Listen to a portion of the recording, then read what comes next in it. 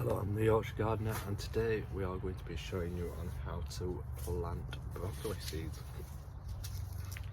These are my broccoli seeds, which I shall be growing. So it's quite easy to start them off from scratch when you're sowing the seeds. It's quite not too easy to look after them. They can take a bit of attention. You need to stake them up sometimes, and you obviously need to protect them from the pigeons, as well as pigeons like to eat them. So make sure you net them up when you plant them outside. But today we're going to be showing you how to sow the broccoli seeds, and in another video we will be showing you how to transplant them later on. So stay tuned for that video coming up. But for today we'll get sowing the broccoli seed. So to do this, you obviously need your seeds. You'll need a seed tray, and then you can get I use these seed trays. They're like gravel trays, but they'll last for years rather than the actual plastic ones which you can purchase. They'll just disintegrate after a couple of years. These will last years, and you obviously need some compost. So let's start sowing. So first off, you'll need your seed tray, and you'll need to get your compost and make a layer of compost along the bottom. I usually fill it about halfway full. It's best to use new compost rather than reusing old compost to get it started. But once you've grown your seeds in it, you can put this compost on another pile. You can either purchase your compost, or you can make your own compost if you've got the space to do it. Obviously it'll be cheaper if you make your own compost from scratch. So broccoli seeds look like cabbage and cauliflower seeds, as they're all part of the same family. They're usually quite small, so you need to be careful that you don't lose them. You just need to get them to the bottom of this foil packet. I usually flick it a few times so that they're not near the top.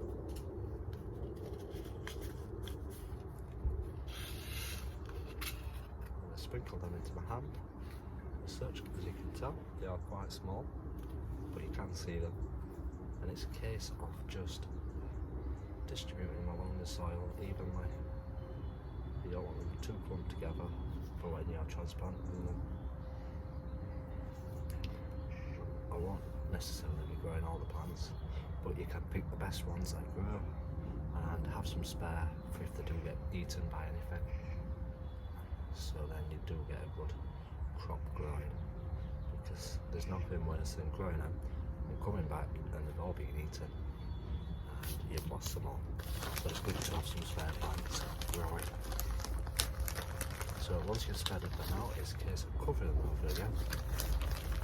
You don't need to cover it too thick.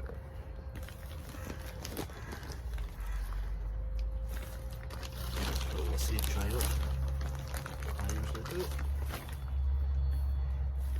Make sure it's nice and even. Once you've done that, it's a case of giving them a water to say, wake up seeds, it's time to start growing. So let's start the water then. So you want to give them a fine sprinkling of water, not too much, so you don't want to be sopping wet.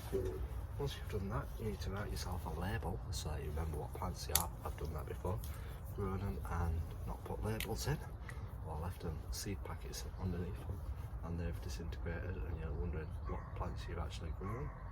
And like I said, they grow very similar to cabbages and cauliflowers and Brussels sprouts, so you need to know what you're growing, because one year I had to do it as a surprise and see what actually grew, which you don't necessarily want to do. So that's what I've done.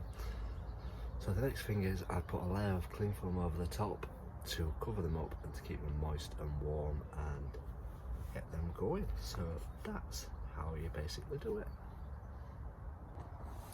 So thanks for watching this how-to video on how to grow your seeds. I hope you found it useful. Remember to click that subscribe button to stay up to date with all my videos. I post videos about tours on my plot, about my diary down here, about growing seeds, about transplanting, about what to plant and when to plant it, jobs to do in the garden and the greenhouse.